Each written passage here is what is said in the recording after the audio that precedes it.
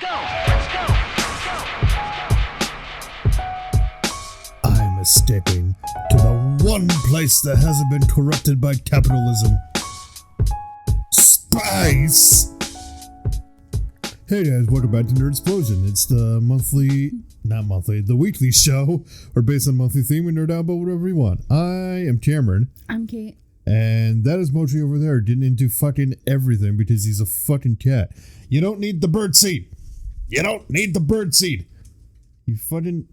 I was half expecting him to just knock that stool down. Like, I just saw him reaching for it.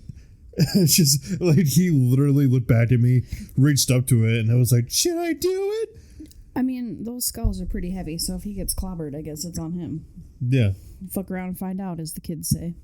He literally stared right at you as you said that. I'm like, yeah. Hey, Mochi. Fuck around and find out.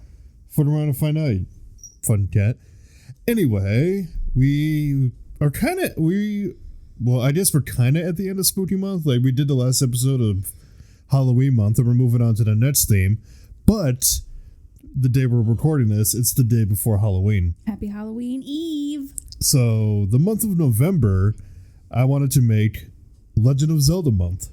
So, all November, we're talking about Zelda games and everything to do with that. Basically, like the Kingdom Hearts month, but, you know, Legend of Zelda.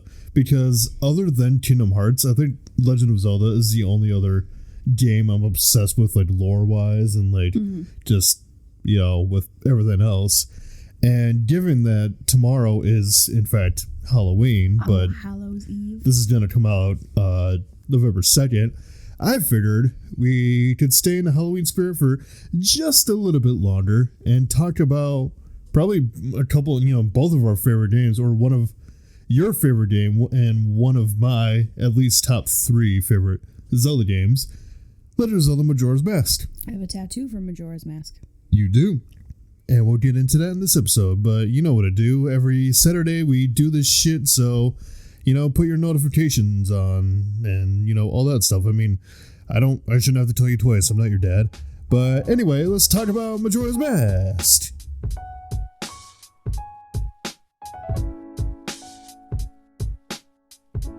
So, Legend of Zelda Majora's Mask.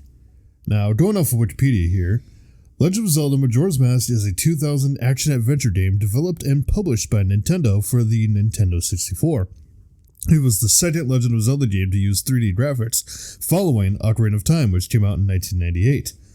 Designed by a creative team led by Eiji Aonuma, Yoshiaki Koizumi, and Shigeru Miyamoto, Majora's Mask was completed in less than 2 years. It features enhanced graphics and several gameplay changes, but reuses elements and character models from Ocarina of Time, which the game's creators called a creative decision made necessary by time constraints. So basically, to, you know, basically repeat what that just said, I actually saw a thing, it was like a Digino gaming thing, and they basically went on record and saying, like, yeah, we had a very short amount of time to make Majora's Mask, so they just reused a lot from Ocarina of Time, which is a smart decision, honestly, because, I mean, if you got that short of time and you already have this game, you know, you're making a game for the same console, and it's going to look pretty much the same anyway, just reuse elements. Well, and not only that, but canonically it makes sense, too. Yeah, well, story-wise, yeah, it definitely makes sense. Speaking of the story, what is Majora's Mask about?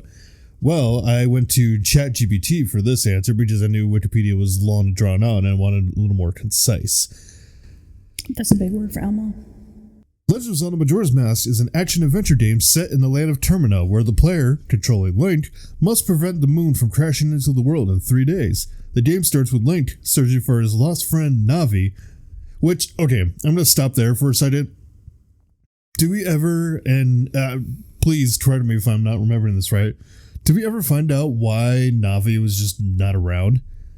Like, did they lose each other? Or was Navi just a bitch and just bailed on him after the end of Ocarina of Time? Okay, first of all, put some respect on my girl. She was like, alright, cool, you saved Hyrule, bye! Like, did she just bail on Link after Ocarina of Time? And Link's just like, wait, where'd you go? I believe there is an Like, it was answer. just like, hold on. what happened? What happened? I watched just side note, completely unrelated, I watched a compilation of like those shorts, like out of context, the Mickey Mouse shorts or whatever. And I think the "what happened" thing is probably my favorite thing that I quote daily. Like when I'm just trying to figure out what's going on, I'm just like, what happened? So I don't know if this is legitimate, but according to Reddit, it says what happened to Navi, but it's Naavi, so we'll see. Naavi? Yeah. It says, when Zelda sent Link to his childhood, Navi realized she doesn't have much time left. She couldn't bear to have Link watch her die, so she flew away and became dust that disappeared into the sun rays. That's kind of sad. That's kind of dark. Right. Like, I mean, I'm sure they can't explain that. Oh, wait. What happened to Navi at the end of Ocarina of Time? The Deku Tree created her for the purpose of assisting Link in his quest. And when Link placed the Master Sword back into the pedestal at the end of the game, that purpose was complete. That is why Navi flew out the window and left Link behind. She couldn't bear the thought of Link seeing her die. So what you're telling me... That's so fucking depressing. What you're telling me is that, Link did all the thing, defeated Ganondorf, saved Hyrule, and the Deku Tree was like, all right, good job, you two. Time to die, Navi. And Navi's just like, no, wait. Ah! Bing bong, time to die. No, so that's just a theory, but it seems like it's a pretty consistent theory. So I thought Navi just, because at the end of Ocarina of Time, you see Navi just fly through the window, so it just looks like she just bails on him. Yeah, apparently she disappeared into this, which is crazy because I could have sworn, up until just now, I would have bet my life on the fact that she was with you and Epona at the very beginning of Majora's Mask. Yeah, and I think towards the end, I could be wrong, but I think towards the end of Majora's Mask, you hear the little, fairy thing, which could have been one of the fairies you were with during the events of Majora's Mask. Or, I mean, you're in the Lost Woods, so it could be Navi too. But anyway, continuing with what this is about. The game starts with Link searching for his lost friend Navi when he encounters the mischievous Skull Kid who steals his horse and the powerful Ocarina of Time. So, by this point, Link still has the Ocarina of Time that Zelda gave him from previous game, from previous self-titled game. As Link ventures further, he learns that the Skull Kid is using the magical Majora's Mask, which grants him immense power but also corrupts him. To stop the impending disaster, Link must travel back in time using the Ocarina of Time, allowing him to relive the same 3-day cycle repeatedly.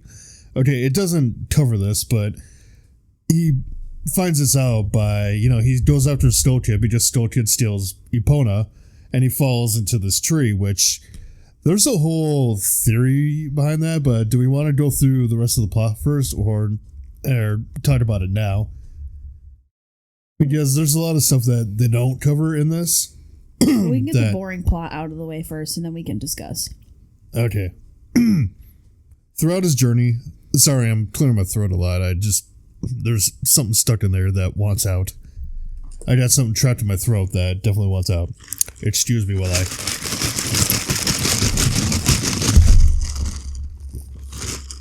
McDonald's Asburn. Okay. Throughout his journey, Link helps the inhabitants of Termina by completing various quests, solving puzzles, and battling enemies. He also requires different masks that grant him unique abilities, enabling him to transform into various forms, such as a Goron or a Zora.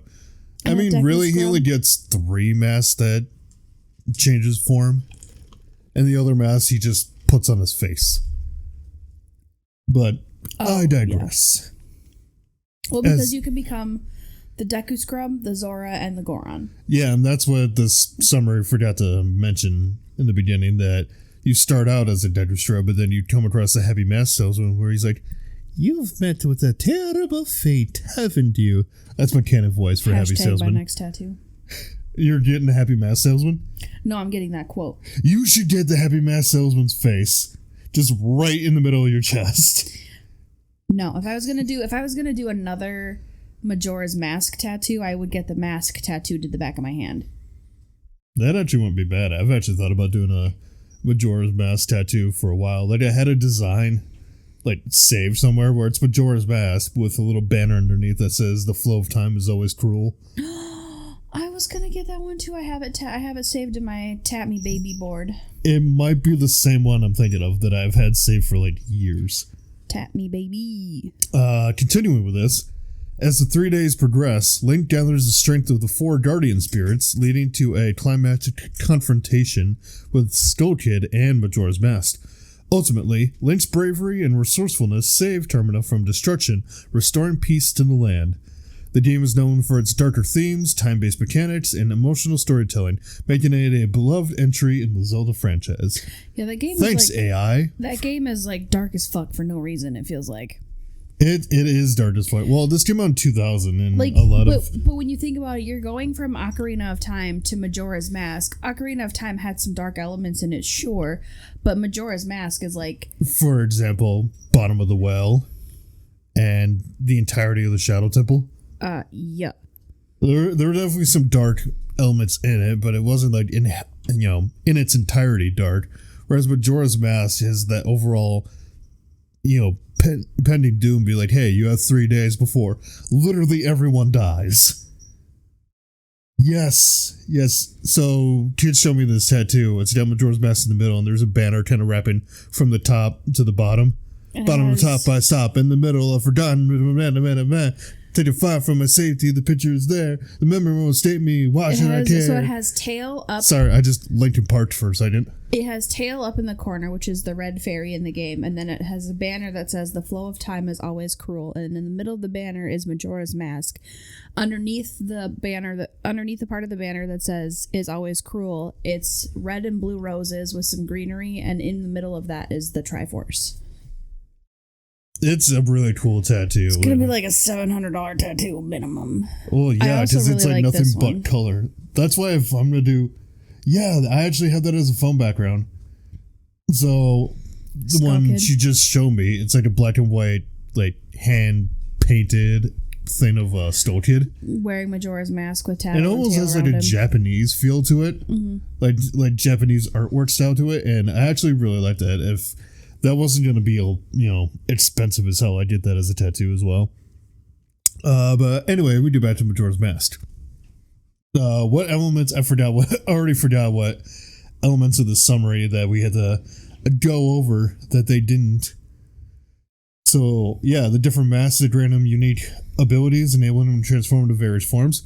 Really, he only transforms into like 3 forms, and then the rest of the masks Link just has. I guess unless you count the Giant's Mask. Because the Giant's Mask technically doesn't change like how Link looks, it just changes his size. Right. That's a thing we can go over real quick. The masks. Do you remember any masks from the game? And if you do, which one is your favorite? It could be like the main 4 like transformation masks, or it can just be any of the other random masks that you get. So my favorite mask is Majora's Mask. Yeah, but okay. One you can actually wield, like one Link actually obtains. Well, that's boring. My favorite one that he can actually wield is the Deku Scrub mask. The little Deku Scrub mask? Yeah, he's so cute. Because he spins and he spits. Yeah, and he's cute. If I had to pick one, okay, for transformation masks, I would probably pick the Fierce Deity mask. Ooh, I like that one too, actually. Because you only get to use it once during the final boss fight, but it just, the design of Link, because he becomes like his adult form, but just the colors on Fierce Deity Link is just really cool. I actually really liked it. And also, the bunny hood, because, it makes Link go brrr. It turns Link into Sonic the Hedgehog. Of course you like it for that reason. The Happy Mask salesman is just like, you've met with a terrible fate, haven't you? And Link is like, gotta go fast. Too slow, bro. Speed cheese. But going back to Wikipedia, Majora's Mask earned universal acclaim from critics and is widely considered one of the best video games ever made. Because it is. I'm not even going to argue with you on that because Majora's Mask is a pretty solid game. You wouldn't have an argument because I'm correct, so... Looking big dick with D over here. Don't fucking come at me sideways about my favorite goddamn game. Yeah, even, dare I say, even though the graphics are definitely outdated by today's my standards... favorite Zelda game, anyway. Even though the graphics are outdated by today's standards, it still, holds up gameplay-wise. Well, it does, but it was also... You have to think about it, that But it's I look at... Sorry. I just had a thought. I look at that the same way I look at, PS1 games. A lot of them are still fun to play now, even if, by today's standards, they don't look as nice as, something like Horizon Zero Dawn, or, Oh, God, Zero Dawn, such a pretty game. It is. I still have to play Forbidden West. I don't think I can play it anymore. Do you know there's a Lego Horizon Zero Dawn coming out? I do, and it upsets me. It's a Lego version of Horizon Zero Dawn. Not everything has to be Legoized, people. Anyway, back to Zelda. As I was saying... Now I forgot what I was going to... Oh, yeah. I was saying something about... Graphics-wise, sure, it doesn't hold up today. I guess you could argue, but... Same with Ocarina of Time, But when those games came out, the idea of a 3D Zelda was fucking revolutionary. Well, yeah, because, they already busted out the gate with Ocarina of Time and everyone thought it was amazing. And they're like, hey, we're doing this again, but making it darker. And we're making it prettier. Because in my opinion, Majora's Mask is prettier. The colors feel more vibrant, even though it's a darker game. Yeah, a lot of it. I didn't definitely see that. Yeah, because looking at a lot of the stuff with comparing Ocarina of Time and Majora's Mask definitely has a lot more color in it for being as dark of a game as it is. Mm-hmm. Majora's Mask received praise for its level design, story, and surrealist art direction, and has been noted for its darker tone and themes compared to other Nintendo titles. While the game only sold about half as many copies as its predecessor, it generated a substantial cult following. The game was re-released as part of the Legend of Zelda Collector's Edition for the GameCube in 2003, which I had, and I'm mad that I don't have anymore. I don't know what I did with it, and I'm very upset about it. Because it's like a collector's thing, and I found it randomly somewhere, and I got it for cheap.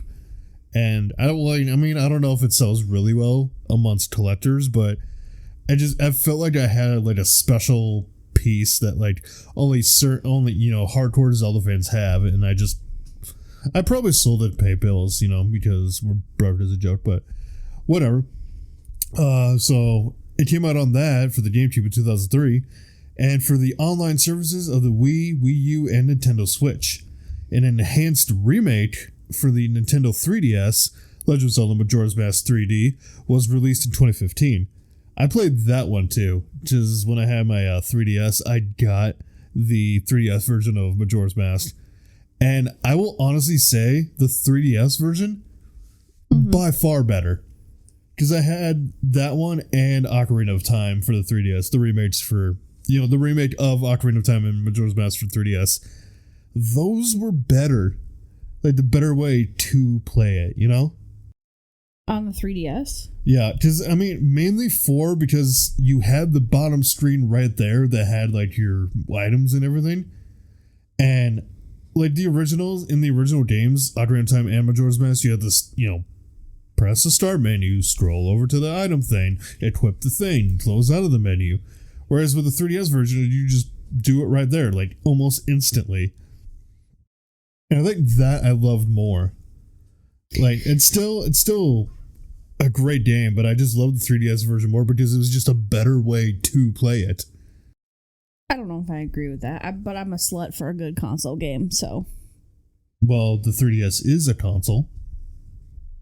It is a video game console. In fact, it is a handheld video game console. You know what I meant. I'm just trying to help you out so that, the internet trolls don't come for you. Because, by, saying what you just said, there's going to be people... First of all, you're not just going to say what you just said. There's going to be people coming out of the caves of Reddit being like, actually... Okay, well, I'm a slut for a good home console game. There you go. Elbow drop you right in the temple. I think they need to, well, they said it's on the Switch, but those are the original versions. I want a re-release of the 3DS versions of Ocarina of Time and Majora's Mask. Like, give me those remakes so you on can play like it on the Nintendo 3DS Switch you don't Online. have? Well, I do have an emulator. Oh, I true. could emulate it. I don't know if I can do 3DS though, because the emulator I have can do Nintendo DS games, but not 3DS. I think the only reason they don't have like emulators ready for the 3DS is because a lot of those games have like the 3D aspect, and you can't really emulate that. You can't emulate that well. And my solution to that is like, well, just don't worry about the 3D. Most people didn't use the 3D on the 3DS anyway. I sure as shit didn't. I shut it off because it gave me a headache. Yeah.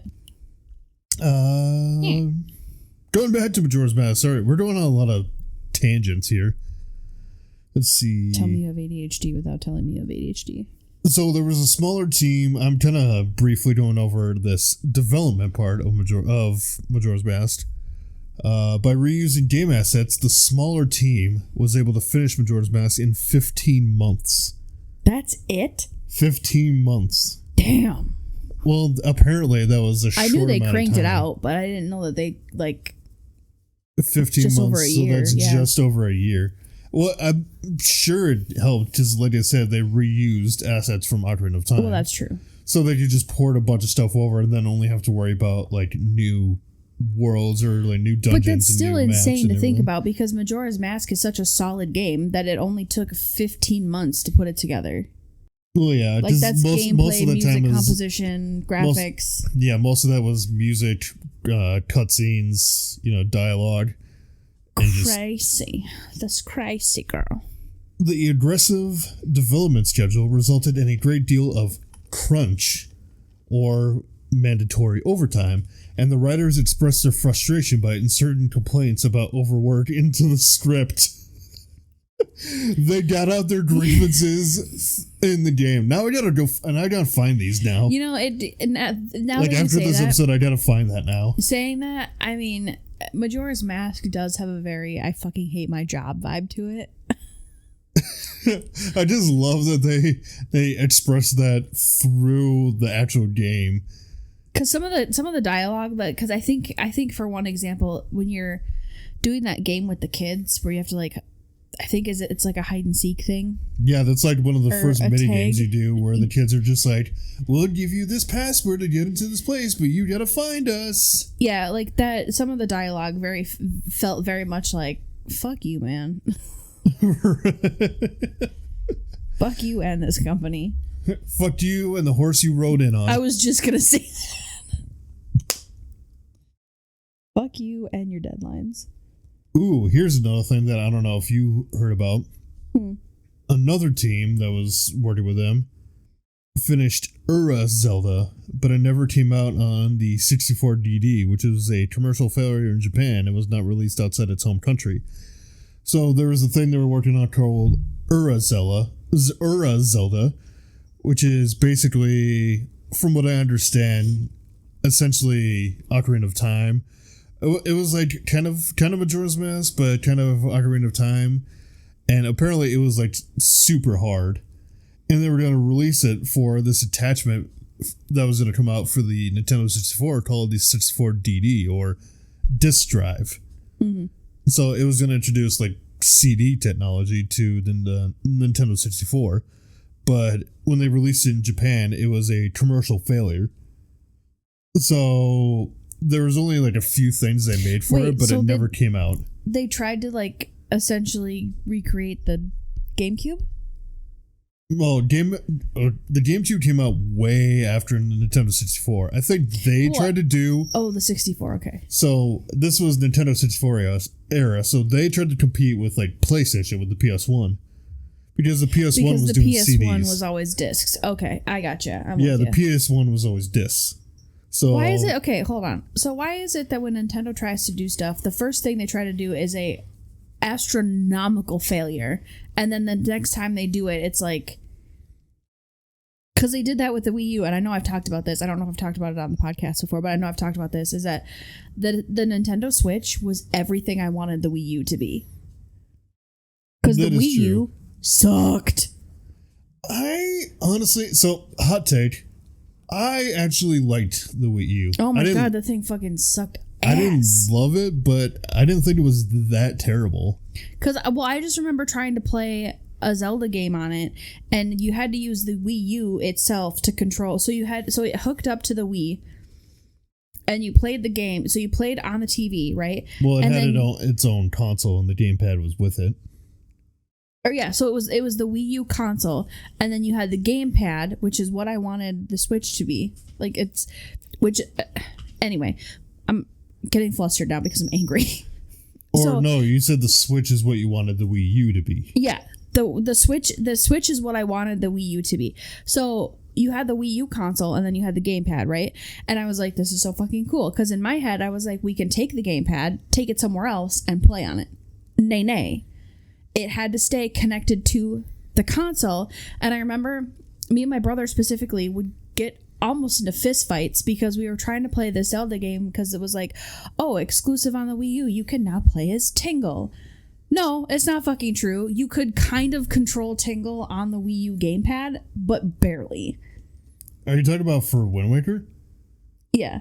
So it sounds like what they tried to do, because little fun fact, Zelda fact. There was, along with Wind Waker, which is probably another episode we'll do this month. I don't know if I want to give that away now, but Wind Waker's also a as long as we're game. talking about it, Wind Waker had this thing where you could connect a Game Boy Advance to it.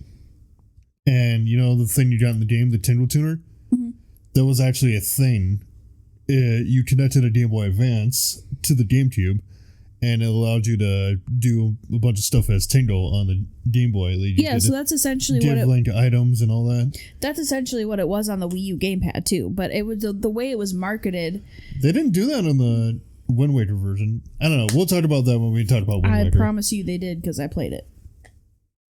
All right. Well, we'll get into that later, and I'll prove you wrong. Anyway, you are not gonna motherfucker. First you called me Ura Zelda was later officially titled Ocarina of Time Master Quest. God, I loved Master Quest. And was packaged with pre-order copies of Legend of Zelda Wind Waker. So we had the Legend of Zelda Ocarina of Time and Master Quest Special Edition. Yeah. So I played Master Quest, and I remember being really excited until I got halfway through the game, and I was like, "This is just Ocarina of Time on hard mode. Like that's all this is. Nothing special." Let's see. Art director Takaya Imamura said that the name Majora was a portmanteau of his own surname and Jura from one of his favorite films, Jurassic Park. Seriously? Yeah. So he took part of his own name and then added Jura because he was like, oh, I like Jurassic Park. What a fucking tasty power move. Can you imagine just working on a Zelda game and just in your head, you're just thinking,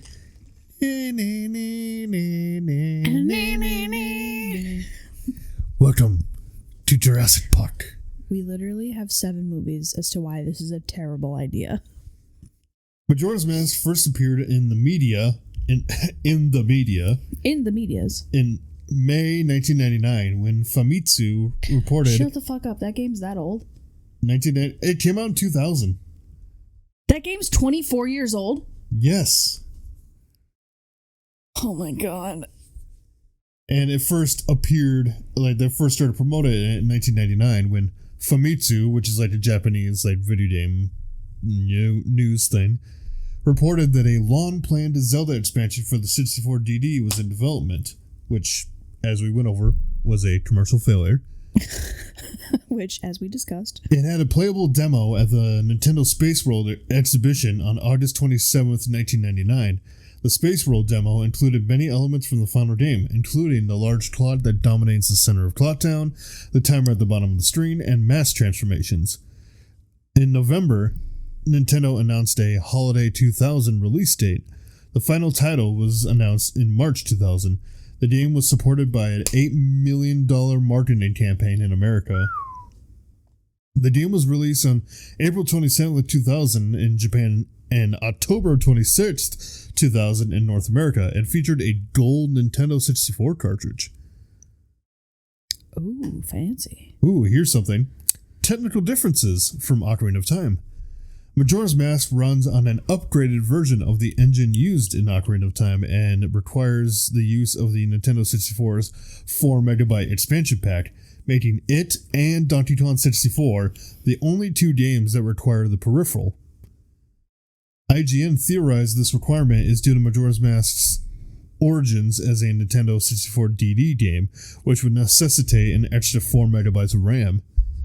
The use of the expansion pack allows for greater draw distances, more accurate dynamic lighting, more detailed texture mapping and animation, complex frame buffer effects such as motion blur, and more characters displayed on screen. Which is probably why it's vastly more aesthetically pleasing than So it's basically Ocarina of Time's engine, but better. Yeah. Where was I? This expanded draw distance allows the player to see much farther and eliminates the need for the fog effect and cardboard panorama seen in Ocarina of Time, which were used to obscure distant areas. IGN considered the texture design to be one of the best created for the Nintendo 64, although some textures have a low resolution, they are colorful and diverse, which gives each area its own unique look.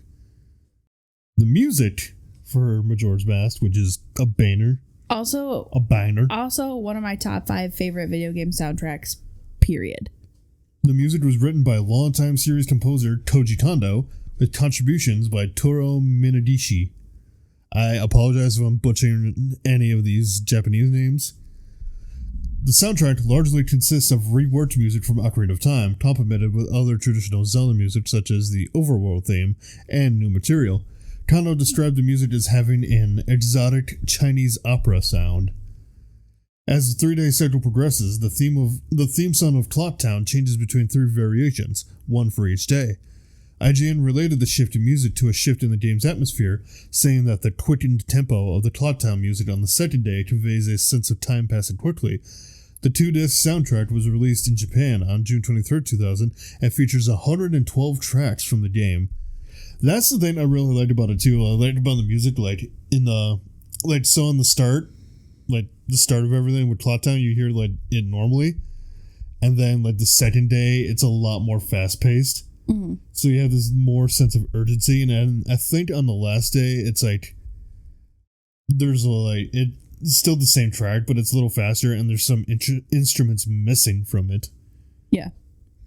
And then you just get opera, you get opera style singing as when you're in the final hours. Well, yeah, because it's the soundtrack. Because it's a countdown to be hey, everyone's gonna die. Yeah, because the soundtrack, much like the game itself, is designed to cause anxiety. It's basically it's designed to make you feel like you're genuinely running out of time, even though realistically you have all the time in the world. You can take a year to play that game. It doesn't matter. If I shut off the game, I'll never run out of time. If I turn it off, it can't hurt me. It's you just count down the final seconds of the moon crash, and you're like, oh no, what do I do? How do I do? Power off. Now I have all the time in the world. Now I am safe. I am safe. I can't see you. You can't see me. I am hidden. Let's see. Reception. So, you want to know what people gave this game? No, but yes. Let's go for the more notable ones. So, Metacritic gave it a 95 out of 100. Famitsu gave it a 37 out of 40. IGN gave it a 9.9 out of 10.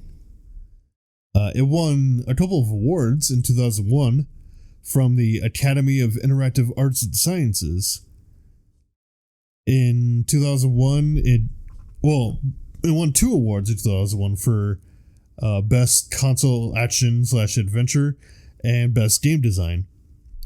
So by the end of 2000, Majora's Mask sold 601,542 copies. Okay, Seuss. In the United States, it was the fourth best-selling game of 2000 with 1,206,489 copies. In Europe, it was the eighth highest grossing game of 2000. Overall, 3.36 million copies was sold worldwide for Nintendo 64. Just for the 64? For the 64. Damn. So total copies of the Nintendo 64 version, 3.36 million copies. Yeah, I'd say that was pretty wildly successful. Critics praised the game's signature 3-day cycle, comparing it to the film Groundhog Day. Okay, how dare you? Now I'm just imagining, like, you reset the cycle, like, you play the ocarina, reset the cycle, and the first thing Link hears is, I got you, babe. I got you, babe. God, Groundhog Day is a movie I haven't seen in a while. It's a great movie. I'm trying to think what else we could go watched several over. great movies today. Oh, that's one thing I should mention. You know, if we're talking about Majora's Mask, and like any of the episodes we do, I kind of want to bring this up too, where Majora's Mask fits in the Zelda timeline, the infamous Zelda timeline. I know. All right, take a guess. Watch me get it wrong, and then I'm gonna feel stupid. Your arrogance. Your arrogance. So it is after Ocarina of Time in the timeline where Link fails. You were close. Damn it. So, I mean, for those of you that don't know, Ocarina of Time kind of splits the timeline into 3 separate timelines because, you know, they had to make it complicated. So there's a timeline that comes off of it where Link is defeated. So basically, if in Ocarina of Time Link dies and Ganondorf takes over Hyrule, which that leads to Link to the Past, the Oracle games, Link's Awakening, and the first 2 Zelda games. And then there is the Hero as Triumphant timeline, which that itself splits into 2 separate ones. So there's a child timeline and an adult timeline. So the adult timeline is, you know, Ganon is sealed, and there's eventually leads to Hyrule being flooded. Ganondorf comes back, and, you know, Hyrule was sealed off and flooded, which leads to Wind Waker, Phantom Hourglass, and Spirit Tracks. And then you got the, you know, Link is Triumphant child timeline, which happens when Link goes back to, you know, him being a child, goes back to his own time of being a child, which those events lead to the formation of the Twilight Realm, and that leads to Majora's Mask, which then itself leads into Twilight Princess and Four Swords Adventure. So Hot take, Four Swords sucked. So Majora's Mask, wait, which one? Four Swords. For a second, I thought you said Twilight Princess sucked. I was like, you raggedy motherfucker. You've called me a raggedy bitch twice today already. I gotta admit, that joke was funny. It was. All right, as long as you mention it. So, Kate. So let me tell the story. So, this motherfucker right here. So, I was sitting here thinking, I was like, oh, I wonder. So, because tomorrow's Halloween. Spoiler alert, we're recording on the 30th. Tomorrow's Halloween, and I was like, oh, I'm going to dress up for work tomorrow. And I was thinking I could either be, oh my God, I forgot her name. The clown character from Haunting Adeline. It'll come to me. Sibby. I could either be Sibby, and then I was like, or I could be, if I have a blue dress, I could be Raggedy Ann. And I said that part out loud. Tell me why this asshole next to me goes, well, you already are a raggedy ass bitch. And I'm mad because it was a good joke and I should have thought of it. My gasters have been flabbered. Oh, it should be Raggedy Ann. Well, you're already a raggedy bitch. You're already a raggedy bitch. I think I'm going to be Sibby, though, because Sibby's a little bit easier to do. I should be Michael Myers, but anyway, that's playing on the podcast. But yes, going back to the Zelda timeline. So Link goes back in time, you know, Navi takes off, he goes to find Navi, which leads to events of Majora's Mask. So this is during the child era of the Heroes Triumphant timeline. Which this whole timeline is complicated. Like, we've talked about Kingdom Hearts before.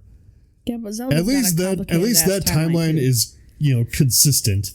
That timeline is like a straight line. The Legend of Zelda timeline is consistent too. You just have 3 different timelines. Well, it's split, so it's not like, oh, well, these events happen here, but if this event happens, then these happen. But these are depending on how old this person is. What pisses me off, and this is some fucking Star Wars ass shit if I have ever seen, is the fact that Skyward Sword came out so much later than everything else, but it is canonically the start of the series.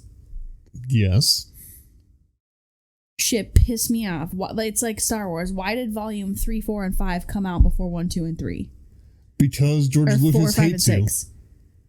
George Lucas can suck my balls. How about that? Well, it's probably because they didn't have the idea to do it back then, or they just wanted to wait until they had the right moment or had better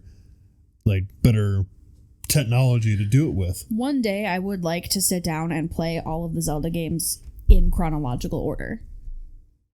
There's also a theory that Majora's Mask is Link in purgatory, like he has fully died. Oh, we never even talked about that. I know, that's why I'm bringing it up now.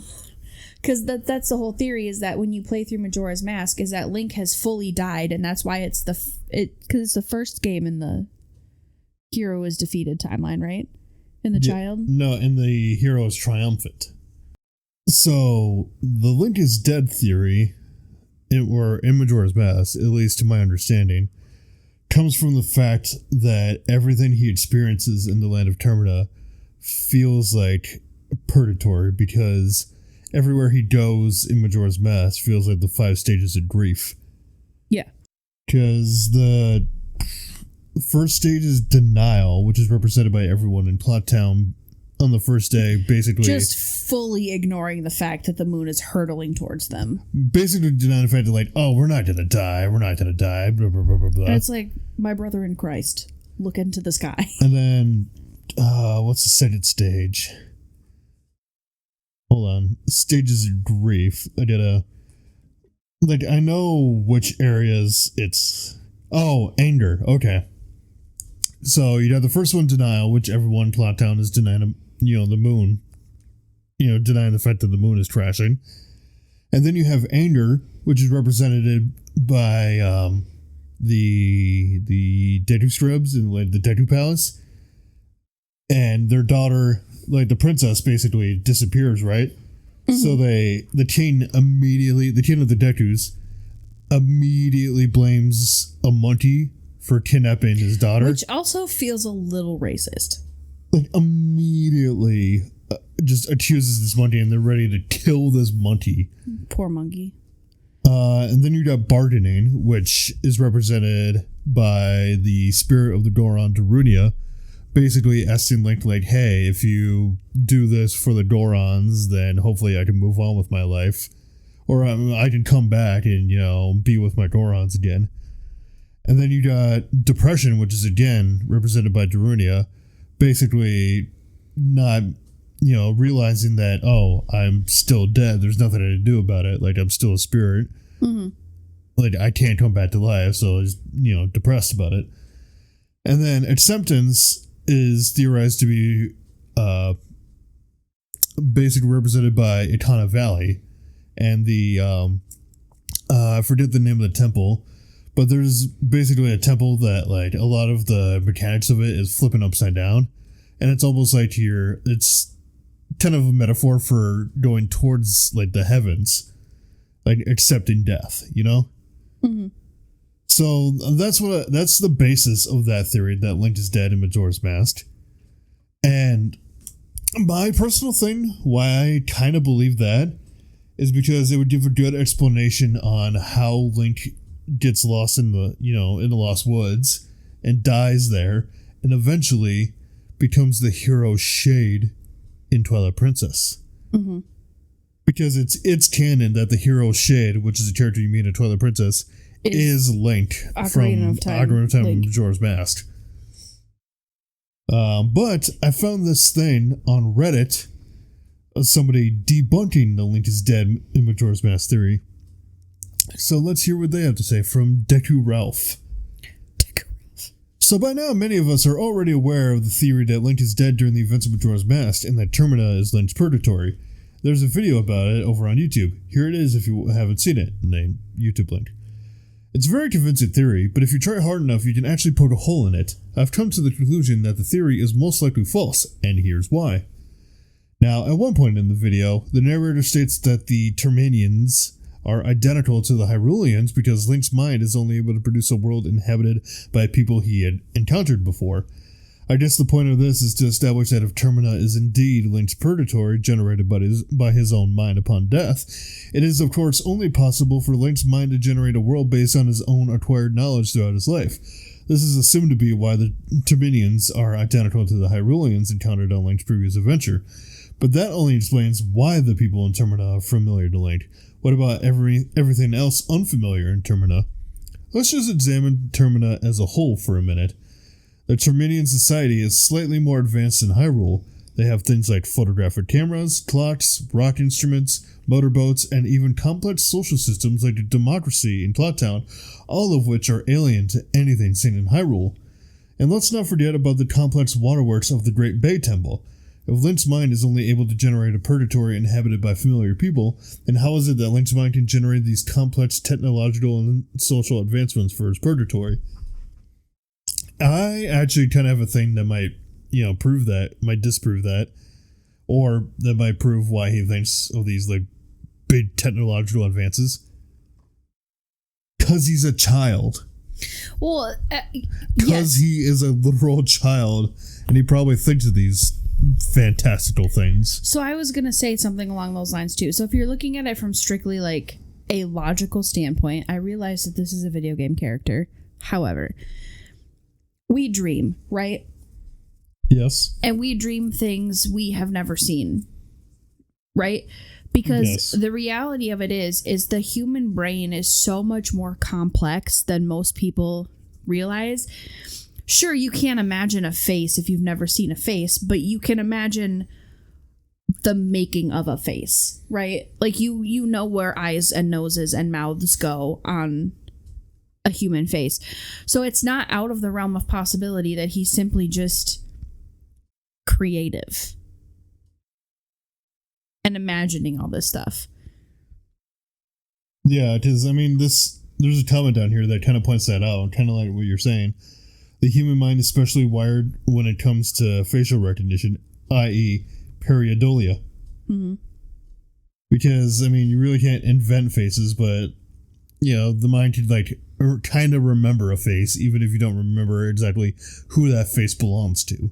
Right, so theoretically speaking, all these people could be just different mishmashes of people you've already met in real life.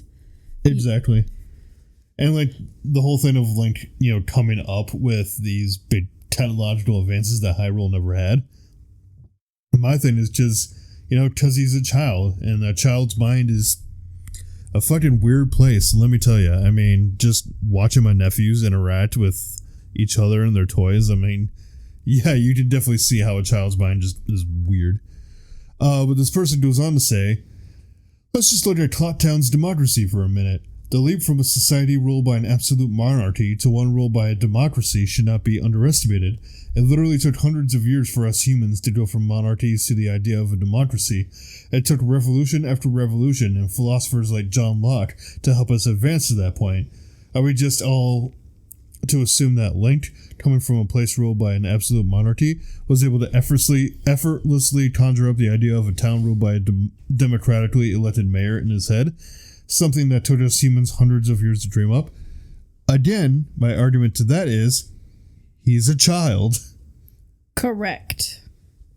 Are we also to assume a literal child? Are we also to assume that Link was able to conjure up the work of engineering genius that is the Great Bay Temple all by himself, using what acquired knowledge? Where did Link gain the engineering know-how to dream up such complex waterworks for his purgatory? Again, he is a child.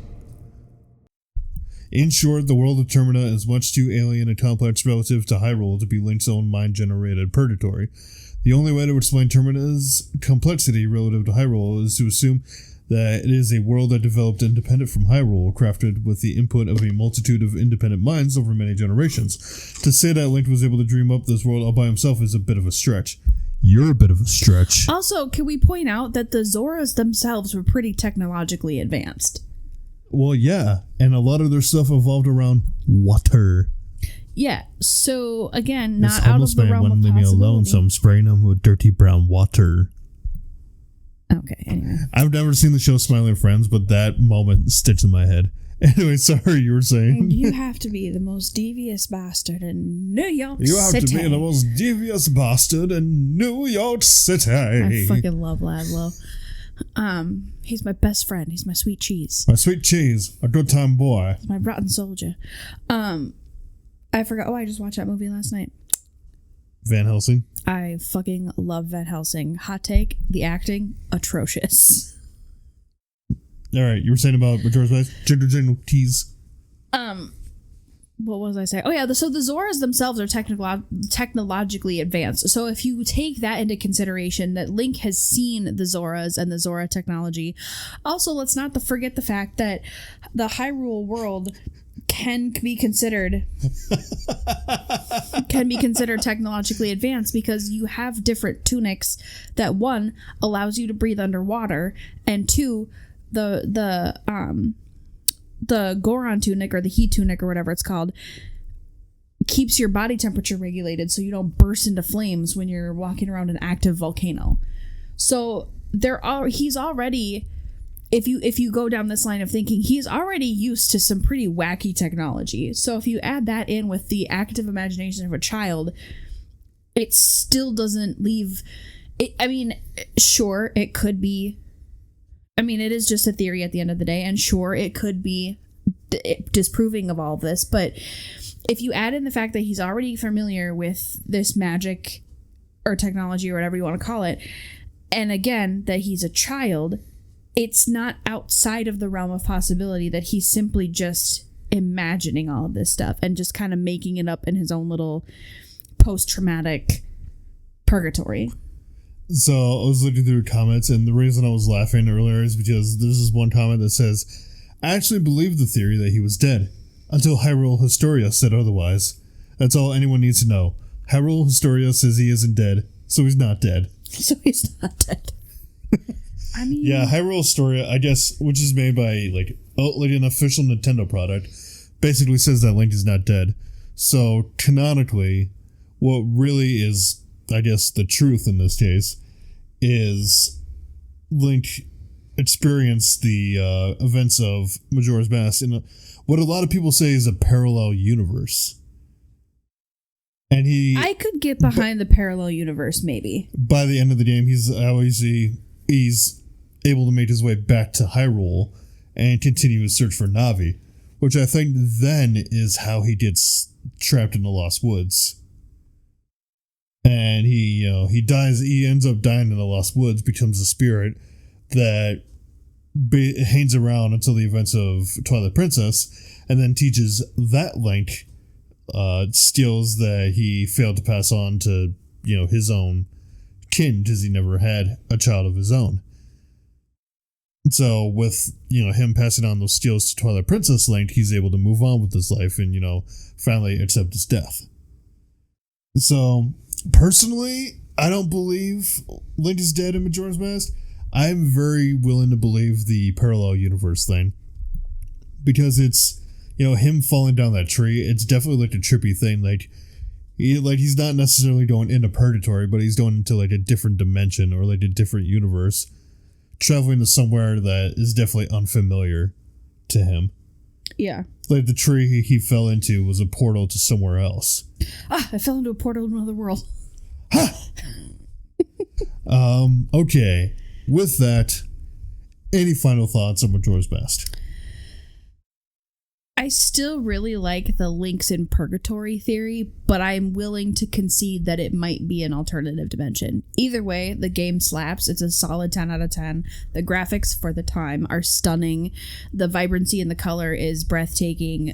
The plot of the game is really fun. It's anxiety inducing, sure, but I think that's what contributes to the fun. Yeah. I like I like that it's dark, but it's still a Zelda game. Yes.